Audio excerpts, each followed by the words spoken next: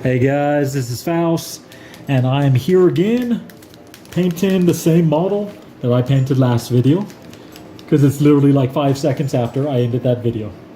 So, I'm going to talk to you a bit about some of the other miniature war games I play. One of the games I play is called Warmachine. So Warmachine is a smaller skirmish-based game. We're talking about most of the time there is no more than, like 90% of the time, there is no more than 30 models on the board. Or I mean 30 models per army. Yeah, you can have armies that have more than 30, but sometimes it's not the best. Sometimes that won't even do anything for you. But the game structure is a little bit different. So you have your primary character, your leader, your warcaster or warlock is your main character. If that character dies, you lose the game. So that is one thing that how the game is always played. But also too is that your warcaster is one of your strongest characters there is. So the game setting is it is a steampunk world, like universe, with magic in it. So it's steampunk and magic. That is the world. So there is steampunk magically. There's steampunk robots who have many magic items or like magic things on them. Is like they have something called a cortex, which is like their brain that creates an AI, pretty much just through magic, and that thing is. That's how your warjacks can have like brains, like the big robots. But anyways, let me continue telling you about Warmachine. So Warmachine is a smaller skirmish game. You have your warcaster or your warlock, depending on which side, because there's like technically two games in it. It is Warmachine and Hordes. They just call it Hordes because they are the same game. It's just one uses machines and the other one uses big beasts to do stuff. And yes, both the games can be played with each other. It's just like they're companion games. Alright, so you have your warcaster. Your warcaster is a magic user. Can use magics that can buff your armies, and they are very strong. So warcasters and warlocks, they have a special ability that is called force or focus manipulation or fury manipulation. So focus is for the machines and fury is for the beasts, depending on which army, which game style you're playing, the Hordes or the War Machine. So you have that, and then you have the other one. Now, with your warcaster, they have a certain level of focus they can have on them, or fury that they can have on them at any time. That allows them to cast their spells, that allows them to reduce damage, that allows them to attack more, that allows them to do so many different things. Pretty much the way the game is set, the focus and fury manipulation roughly allows you to break the game. But it's only for like one character can do it. And they only have a certain amount of focus that they can use at once. And once they run out, they are out for the turn. But if you use it all during your turn, you actually lose some very powerful defensive buffs you can get. And another thing too is that you can also use that focus or fury to repair your character, to heal your character, your warcaster or your warlock. So also is that the warcaster is the strongest infantry unit you will have in your army. Well, most of the time it is infantry. Well, it's not really infantry, it's like warrior. You have the warriors and you have like your beasts or your warjacks.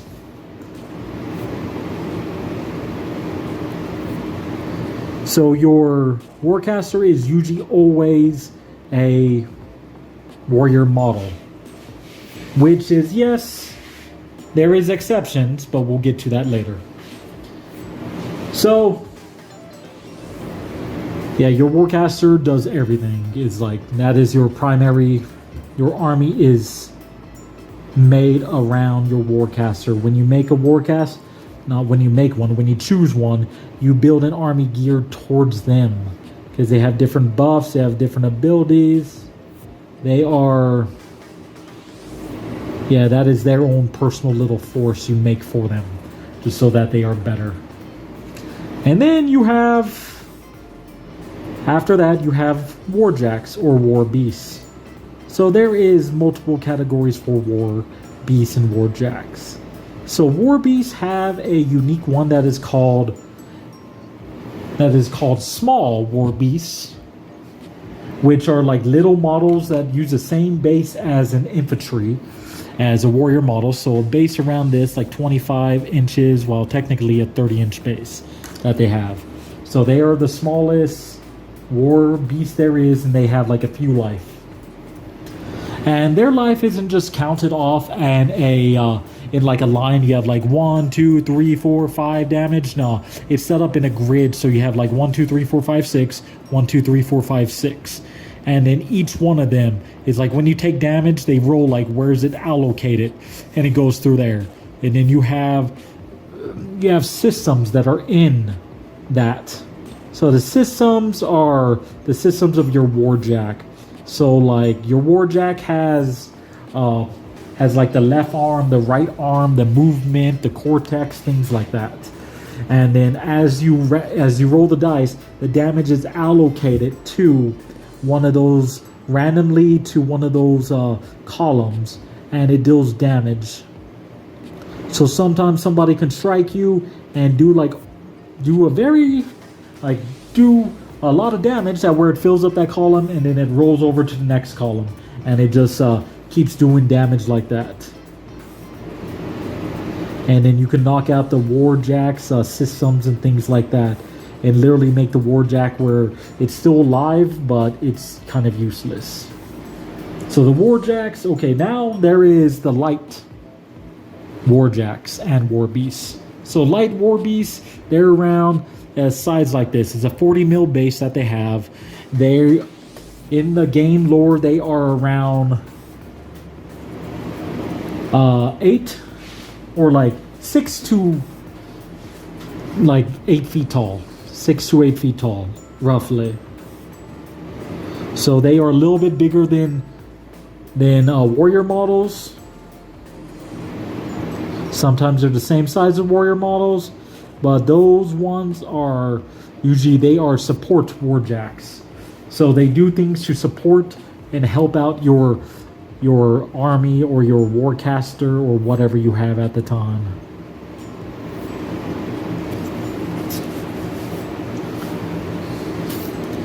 So they support. And then, okay, so the warjacks, so the light warjacks, they're usually faster. They are not as strong. They're strong. They're about strong as infantry, or maybe a little bit stronger than infantry. Is like I said, the light warjacks are more support than anything else. And then you have the heavy warjacks. Heavy warjacks and heavy war beasts. Those guys are your damage dealers. They have the strongest. They have a very, very strong armor. They have a very, very strong attacks.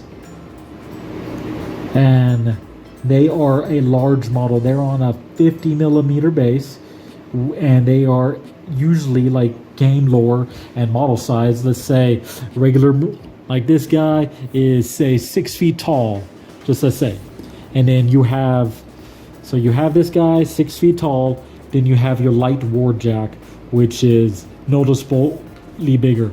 And then you have your heavy warjack, which is like, okay, heavy warjack is a lot bigger, a lot more noticeable, and some of them are character warjacks that are scary. Like, people know what they do. People have heard horror stories about them. So yeah, they are your damage dealers.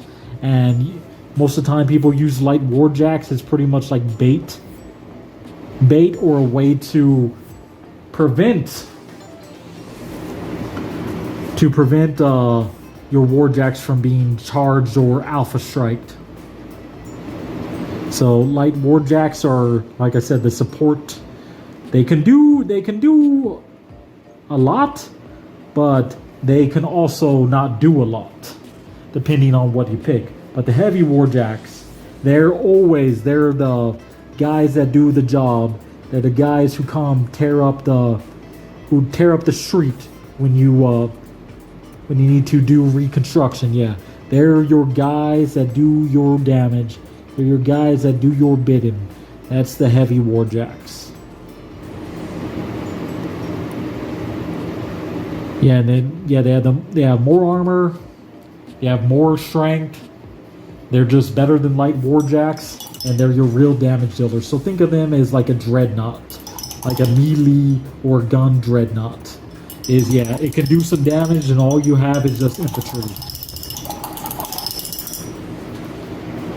And then you got your unique ones that are called the Colossus, or Gigantic if you were playing Hordes. So those are massive, giant war machines. They are on a 120 millimeter base. They are huge. So best thing I can say is, like, here's your heavy warjack. Here's your heavy warjack, and boof, here's your Colossus. Boom. Colossus is massive. Colossus usually have the most armor out of all warjacks, the most life out of all warjacks, because they also have like 2 box grids. So we're talking about they have like 64 pings of damage that they can take. And they are pretty brutal. They are very powerful. Their attacks are massively powerful. Their range is very, very powerful, can do a lot. Just the thing is that they are slow. They're always seen no matter what, so you can always target them if you have them in range. So they're always seen, they're always targeted. They have very low defense, so in the game you have like 2 defensive stats. You have defense, which is what you need to roll to hit someone. So like, say this guy is my warcaster, or yeah, this guy's my warcaster right here. He has a defense of let's say 16. So it's pretty much versus your guys, like your melee attack stat or your range attack stat to hit him. So you roll that, and then you roll 2 dice, 2d6, and then if you're able to hit him, you hit him. And then you have the armor, which reduces any damage. So this guy's armor is 18, and then this guy's attack is 13, or let's say 12.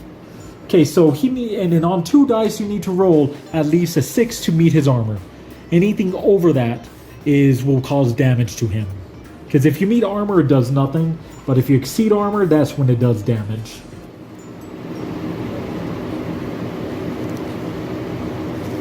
Okay, let's see. I'm going to do this whole part gold.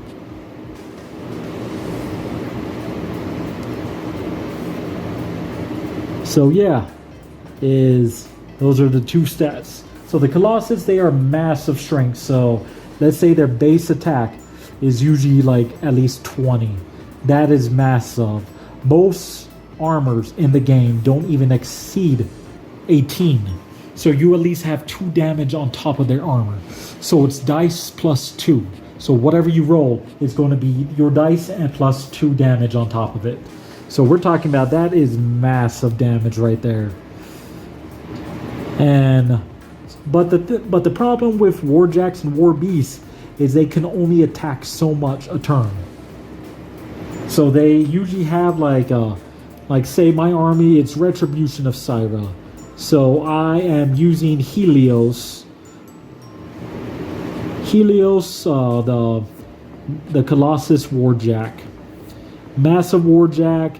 It has a multi-fire gun on its chest, 2 multi-fire guns on its chest, and it has a main huge battle like starburst cannon on its shoulders, or on its head, pretty much.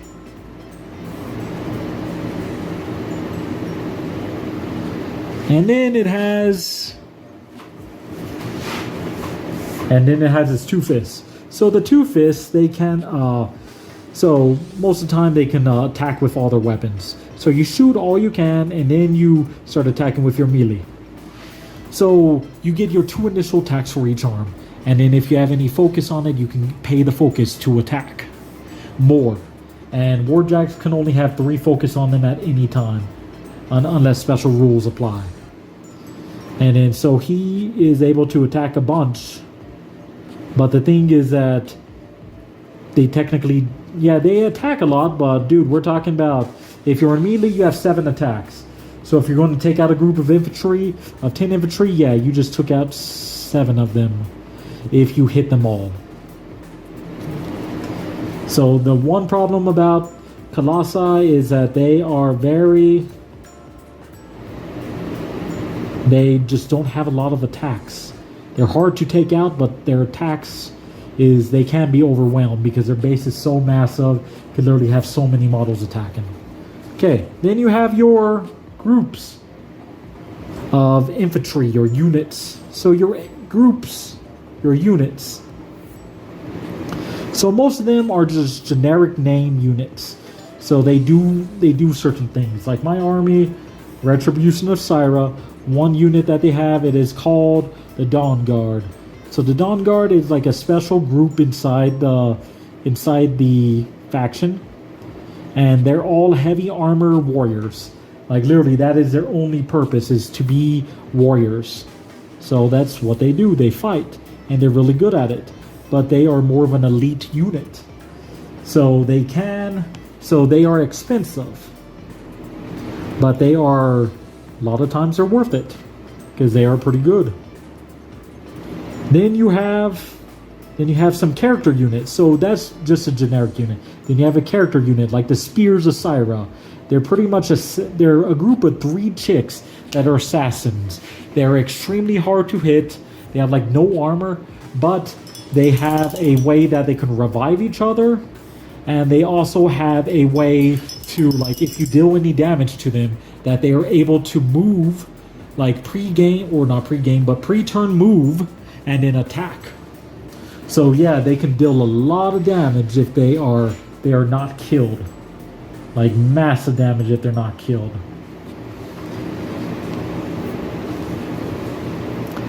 Okay, and then we have the solos. The solos, they are support. They are mostly support units. They are literally a single model, but this support unit does lots of things. Because let's bring back up the Dawn Guard. There is a model that is called the Dawn Guard Sire. It is a generic model. It's like not a named character model, but this guy does a lot. He's a strong attacker. He's fast. He gets like bonuses to his armor and defense if he's near a warjack. And what he does, his primary ability, is called Dawn Guard Tactician. Tactician is an ability in the game that allows your models to move through each other instead of around if they have the movement. So Dawn Guard Tactician allows all Dawn Guard units to move through Dawn Guard units, which is extremely powerful. So you can move and shoot through them as if they weren't there blocking your line of sight. And we're talking about, that is a very powerful ability. One of the most powerful abilities in the game. Or at least I would say it is. Tactician is very powerful. And his command range, it is like an 8-inch bubble. So everything within the 8-inch bubble, you can have Dawn Guard moving through Dawn Guard if they start their turn within that bubble. Okay, and then you can only pick 2 of them because the sires, the Dawn Guard sires, they are a non-character solo that's like a, think about them like a captain. So think of them like a captain. You can only have so many captains for your army. So both captains are out there, they're doing stuff. And then you have a solo like Alara. Alara is a named character, so you can only have one of her. Her little ability is that she is a junior warcaster. So she is allowed to use a warjack in her little force. She can give it focus and give it abilities and things like that. So she just runs a warjack on her own. So you can usually have her away from the main, like your warcaster. Because jacks can only go so far away from their warcaster before they lose abilities and lose many different things that they have. But if you have a mini warcaster or a journeyman warcaster like Alara, yes, you can have that warjack going out on its own doing stuff, which is very, very useful. Especially like if you have a certain warjack with her and she does some decent damage. Yeah, she can just go up there and just like literally kick some butt. And you don't have to be anywhere near your main warcaster. Okay. And then you have the... Okay, and then after that, you have battle engines or siege engines. So, for my army of Retribution of Syra, most armies only have like 1, 2, maybe 3, if they're lucky, to have like battle sieges or battle engines. My army, I have one that's pretty much a long-range artillery piece that deals massive damage from long range and only has a few shots. Then my secondary army, or not army, but my secondary battle engine, it is like a little tank. It's a little tank that has a whole bunch of little shots.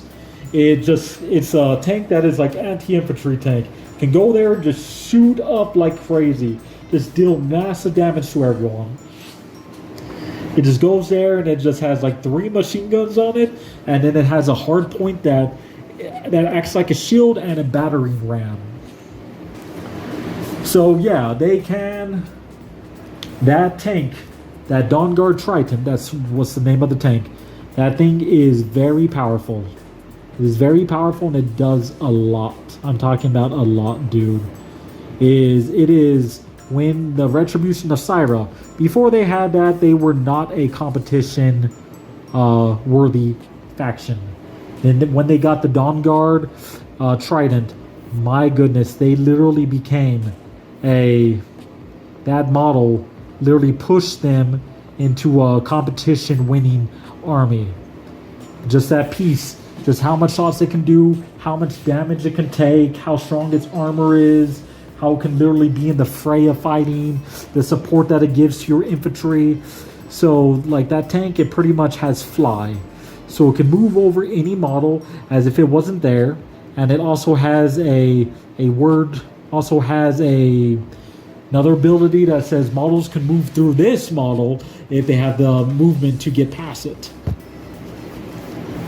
So you have the Sires, and then you have that Dawn Guard Triton, and you have all that in army, and pretty much the Dawn Guard can move and shoot through each other as if they weren't even there, as long as they have the movement to move past the model's base. And it's like, dude, it doesn't matter how far your guy is in the back where he has no line of sight. Oh, he has tactician, so he has line of sight through these models. And just stuff like that.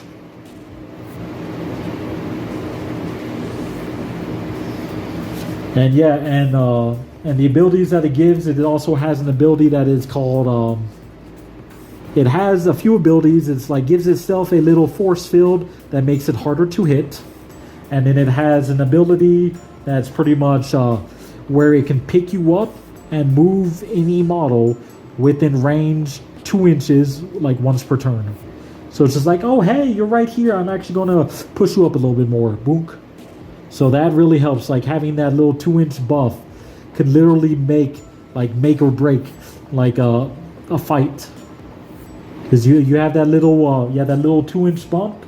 Now this character, before it activates, is in range of the enemy's warcaster. Now you can charge the enemy warcaster, and then you charge it, and guess what? You just won the game by doing that. Boom, boom, boom, boom. Took out the enemy warcaster. And you won the game because you eliminated the enemy's commander. Okay, so you got those guys. Those are like your main things. Okay, and then you also have something that is called mercenaries. So yes, it is different faction models. It is literally a faction called mercenaries that became its own army, because what was happening was in the game there were models that were called mercenary models, that multiple armies could use these models. So like, hey, this army can use it, this faction can use it, this faction can use this guy. And literally there was so many of those models, they decided like, you know what, we're just going to make them their own faction. So there's a mercenary faction. Like certain things can only work with certain armies, but all mercenaries can work with all mercenaries, which are good. Then you have the horde. The horde mercenaries themselves.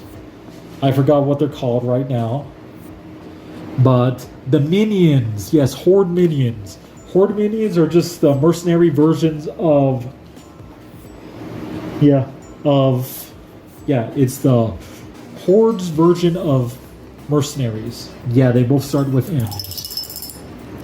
Yeah, like both factions, they both have their own warjacks, war beasts, colossi, things like that. They are literally a full functioning army. They have their own warcasters, all the different stuff. Yeah, there is like the reason why they have warcasters that can work with different armies. There are some armies that will like, hey, I need your warcaster. So it's like, hey, you pick this warcaster, but this warcaster is in like say the Signar army. So Signar is another faction. The blue guys, pretty much the guys that use lightning and guns a lot. So so you hire this guy. Let's say you hire Damiano, Captain Damiano. He goes working with them. Or no. Let's take that back. Let's take Magnus. You get Warlord Magnus to work for Signar. So instead of him being a mercenary warcaster, he is now a Signar warcaster with all his abilities and different things he has. So that actually makes it very, very powerful. It's like your warcasters, they have like different spells, they have like different weapons, they have like different styles of how they want to be played, and then they have, on top of it, they have something that is called a feat. A feat is literally your most powerful technique, powerful thing you can use in or it's not, well, it is one of the most powerful things your warcaster can do, because a feat is supposed to be like game changing kind of thing. So like, for example, Magnus the warlord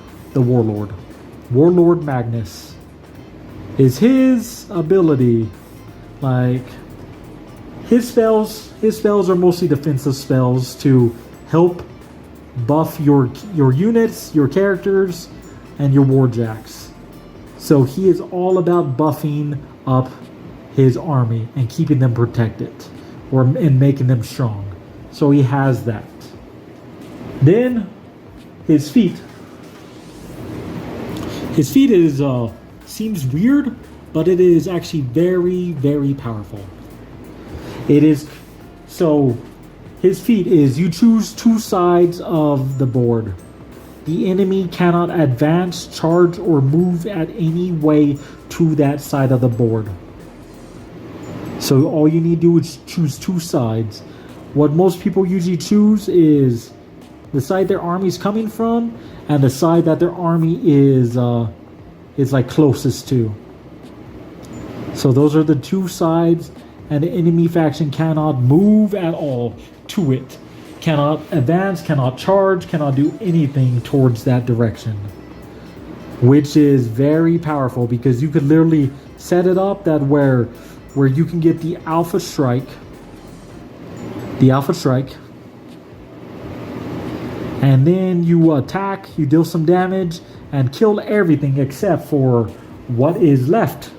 Or not what is left, but you kill everything there except for the ones you can't reach. Then when it's their turn, they cannot retaliate against that because you're right there and they have no way to retaliate against it, so they can't strike you back or anything like that, which is super powerful because you are controlling the way they move and you're preventing them from literally attacking you back for one turn. Yeah, they can shoot to you. Yeah, they can mess with you. They can set up traps, they can still shoot you, and if you're in melee range, yes, they can still attack you. But we're talking about straight up, they can't do what they want to do.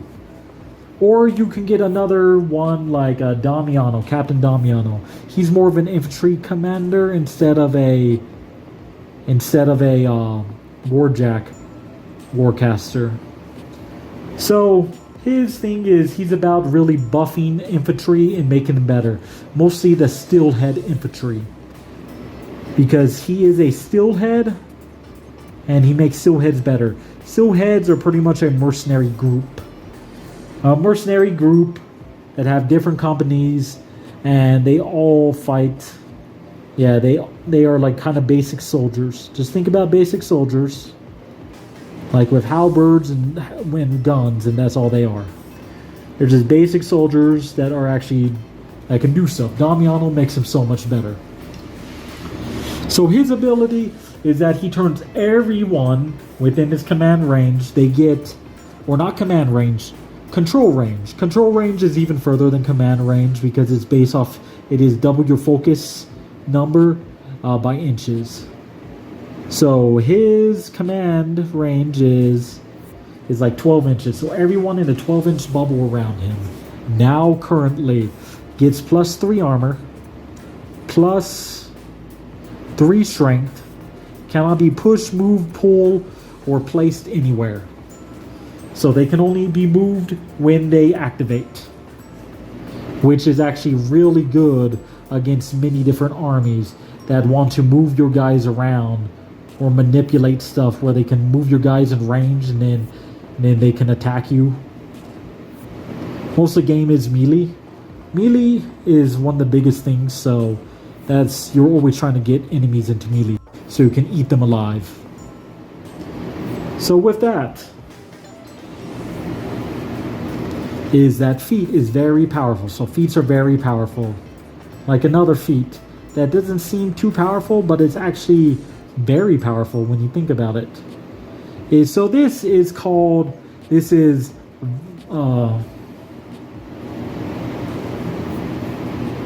Oh crap, I can't remember this guy's name. So he is one of the casters for my faction. Vasroy. Or I think Vasroy. Is that, yeah, his little ability is where whenever any enemy or like ally model is damaged by an enemy attack, you can choose any model within within the control range of the caster to advance 3 inches, cannot be targeted by 3 strikes or anything like that. So it doesn't seem that powerful, but then when you think about it, is you send a whole bunch of infantry up, have them die, and the next thing you know, you're moving all your big warjacks super close where they literally cannot be hit, and you could literally move them around the enemy model. You could get into the enemy model's back area, and then it's like, hey, yeah, because all models have a front facing and back facing, you get bonuses for being in an enemy's back arc. So with that, is that's like, okay, that's very powerful if you set it up, but it is kind of you need to set it up. Another one that's good. This is Virus or Viros, yeah, Viros 1. His ability is where all your warjacks get Dawn Guard or no friendly warrior flanking.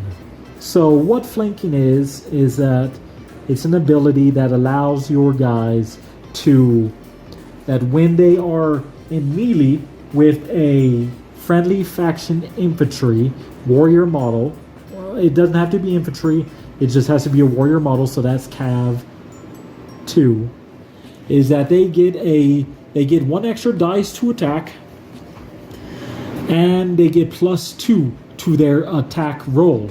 So you have the attack roll to hit, and then you have your damage roll to deal damage. So you got those. And then with that, it's actually pretty devastating. Is that you just go up there and it's like, oh hey, all these jacks are now attacking with 3 dice instead of 2 dice, and they get +2 to their hits, so they're definitely not missing. So yeah, they are really tearing stuff up now. And there is character warjacks too. One that's called Imperatus, and that is Viruses or Voiros's personal warjack.